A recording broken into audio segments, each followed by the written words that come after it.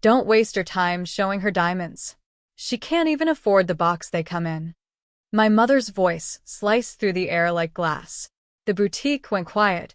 Even the soft instrumental music seemed to stop. I stood there in the middle of sterling and fine jewelers, pretending the words didn't land. But they did. Every single one. Before we begin, drop a comment and tell us where are you from and from which city you're watching our videos? And after watching the whole video, don't forget to tell us what would you do in this situation? Be honest, tell me in the comments below. We read every comment. Let's begin. The young sales clerk blinked, unsure whether to laugh or apologize. My mother's smirk gave her the answer. You can show me the new arrivals, she said smoothly, her pearls catching the light. My daughter's just tagging along. I'd heard her tone before, the kind that dripped with fake charm while poisoning everything around it. The kind that made me feel 14 again, not 28. My throat tightened, but I forced a calm smile. Actually, I said, my voice steady, I came here for something specific. My mother gave a dry laugh. What, a catalog? I ignored her and turned to the clerk. Ava Carter. I placed an order last month. It should have arrived this week.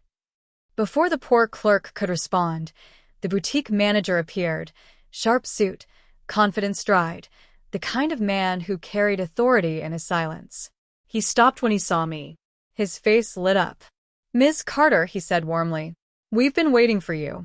Your custom diamond line from Paris just arrived this morning. Come with me. We've set up a private room for your inspection. For a moment, nobody moved. My mother's lips parted slightly, her smile freezing mid-curve. Excuse me, she said.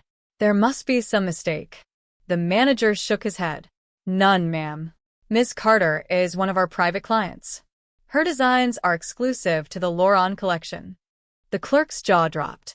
A few customers nearby turned to look at me, their curiosity sharp as camera flashes. I looked at my mother, her confidence unraveling in slow motion. For years, she'd told everyone I'd thrown my life away chasing art. She'd laughed when I sold sketches online, said real success came from marrying it, not earning it. Now she stood in the very place she'd mocked me, surrounded by jewels I had designed. I followed the manager into the private room, heart pounding not from pride, but from something deeper, release. Inside, the table shimmered with pieces that had once lived only in my sketchbook.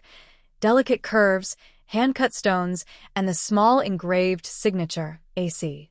The manager smiled. They're exquisite. Laurent was right to call you a prodigy. For a second, I couldn't speak. My hands trembled as I touched the necklace I'd spent months perfecting. My mother appeared in the doorway, pale and silent. I met her eyes. You were right, Mom. I can't afford to buy these, I said softly. But I can design them. The silence that followed sparkled louder than every diamond in the room. The sound of heels clicking against marble followed me out of the boutique. My mother's voice trailed close behind, low, sharp, and furious. Ava, what was that stunt supposed to prove? I didn't answer right away. The automatic door slid open, and the Manhattan air rushed in, cool and alive. For the first time in years, I didn't feel small walking beside her. I felt seen. I turned to face her under the streetlight. It wasn't a stunt, Mom. That's my career. Her lips pressed into a hard line. Since when do you have a career? She snapped. You're telling me those jewels, those ridiculous prices, are because of you? Yes, I said. Every sketch, every design, every sleepless night you called a waste of time. Her face reddened, and I could see it, the battle between pride and disbelief. You should have told me. I laughed, softly but bitterly. You wouldn't have listened. You never do unless there's a price tag attached. She opened her mouth, but I kept talking. Years of silence finally broke free. Do you know how many times I almost quit? How many days I worked double shifts at the diner just to pay for materials? And when I called you, hoping you'd say something like, I'm proud of you, you said. That you were being unrealistic, she interrupted, her tone brittle. Exactly. My voice trembled, but I didn't hide it. You never believed in me until it benefited you. Her expression faltered for just a second. Guilt, maybe. But she looked away, hiding it behind that same old mask. Ava, I wanted you to be secure. To have stability. No, I said, stepping closer. You wanted me to live your version of stability. Marry rich, stay silent, smile at parties. You never cared what actually made me happy. The traffic light turned green, painting her face in a strange hue, half envy, half realization. You sound just like your father, she muttered, always blaming someone else.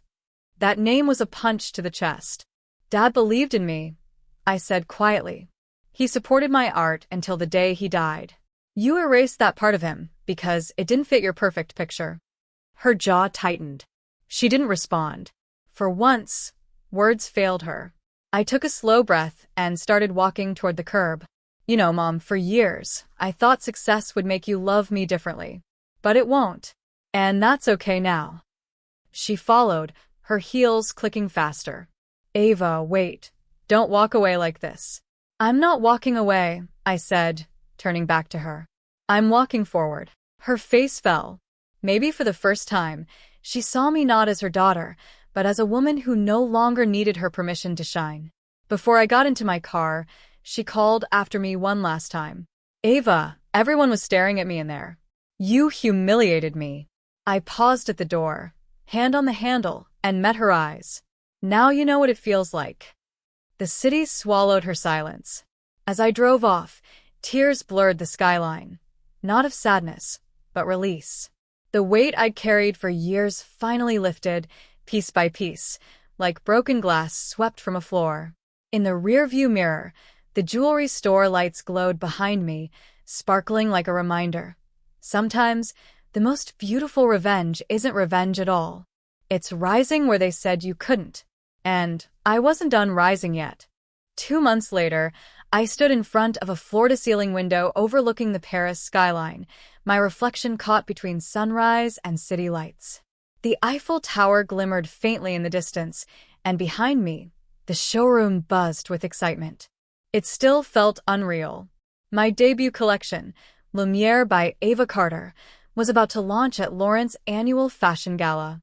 My sketches, once mocked as scribbles, were now displayed under glass, surrounded by reporters, stylists, and collectors from across Europe.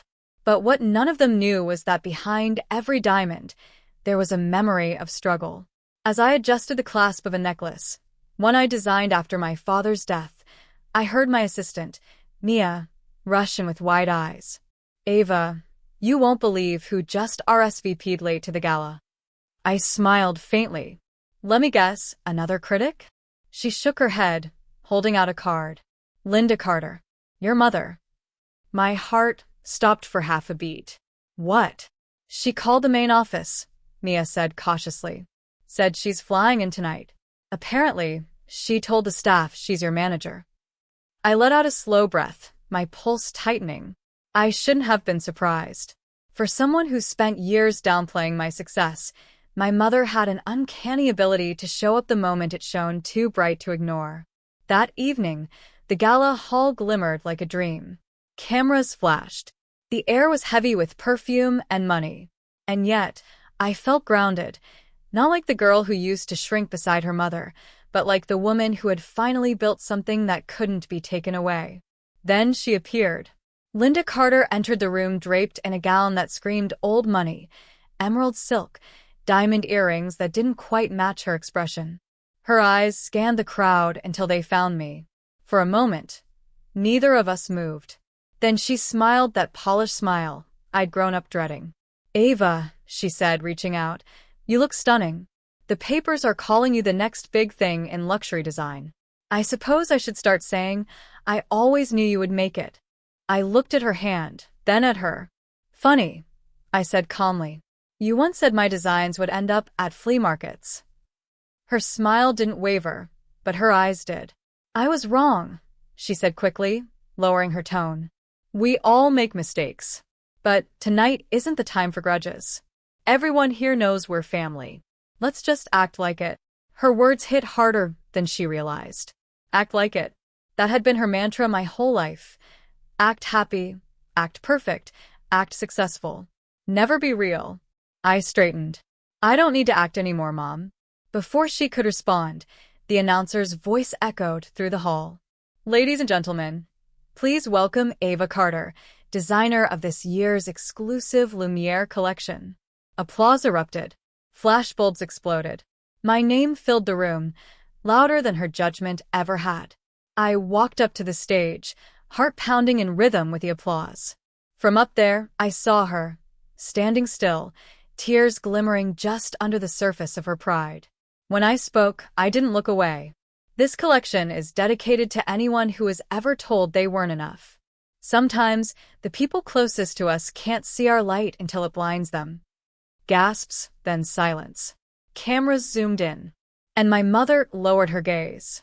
For the first time, I saw understanding, not defeat but recognition. The applause that followed wasn't just for the jewels. It was for survival. And I had never sparkled brighter. When the applause finally faded, I stepped off the stage and let the lights dim behind me. My hands were trembling, not from nerves, but from something heavier, something real. It wasn't pride. It was freedom. The night had gone perfectly. The collection sold out within minutes. Critics called it emotion wrapped in crystal, and Laurent himself had toasted me with a glass of champagne, calling me the future of modern elegance. Yet as the cameras turned away, I noticed her, my mother, standing near the far edge of the ballroom, away from the crowd, her expression unreadable. The same woman who once told a stranger I'd never amount to anything now looked lost in a room celebrating my success. Mia approached, grinning ear to ear. Ava, you did it. Laurent's team already wants a second collection. That's incredible, I said, smiling faintly. Can you excuse me for a minute? She nodded, and I crossed the marble floor slowly, every step echoing louder than the music. My mother turned when she saw me coming. For the first time in my life, she didn't look ready to argue. Her voice was soft, almost fragile. You were amazing up there. Thank you, I said quietly. She hesitated. I shouldn't have said those things at the store. Or before that. I was harsh. I thought I was protecting you. I folded my arms, not in anger, but to keep from shaking. No, Mom. You were protecting yourself. From being embarrassed by a daughter who didn't fit your idea of success. Her eyes glistened. Maybe you're right. I was scared. Your father believed in you, but I couldn't see what he saw. I just didn't want to lose control of everything after he passed. You lost control the moment you tried to cage what wasn't yours, I replied softly. You didn't lose me because I failed, Mom. You lost me because I stopped needing your approval. The words hung between us like smoke, slow, unrelenting, impossible to avoid. She swallowed hard. I don't know how to fix this. You don't have to, I said. Just don't tear me down anymore. Silence. Then, in a whisper almost too quiet to hear, she said, I'm proud of you. It wasn't perfect. It wasn't an apology worthy of years of hurt, but it was the first time she'd ever said it, and part of me, the part that still remembered sitting on the floor sketching by lamplight, finally exhaled. I smiled faintly. That's all I ever wanted to hear. For a while, we just stood there. No more pretending. No more acting.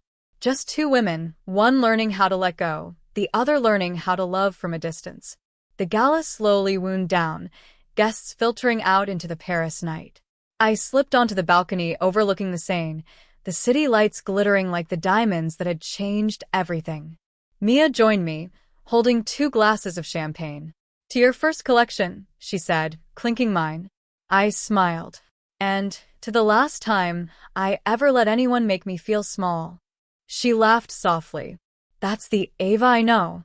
I looked out at the city, the river shimmering below, the hum of music fading in the distance, and for the first time, I didn't feel the ache to prove anything. I'd already done it.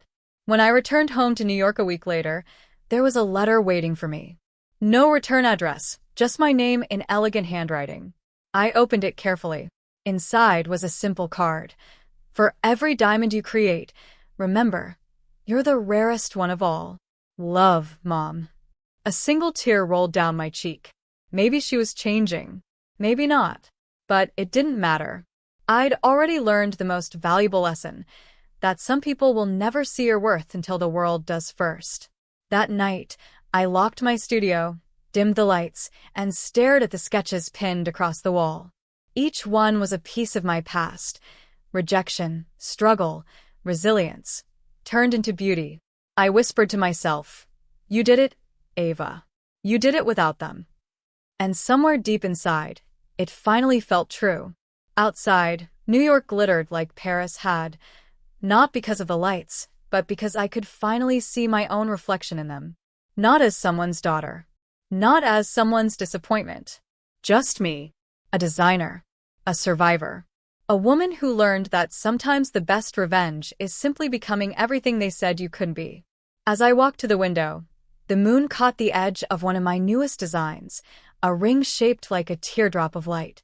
I slipped it on, smiled, and whispered, "This one's for me." The world outside sparkled back. And for once, the silence didn't hurt. It glowed.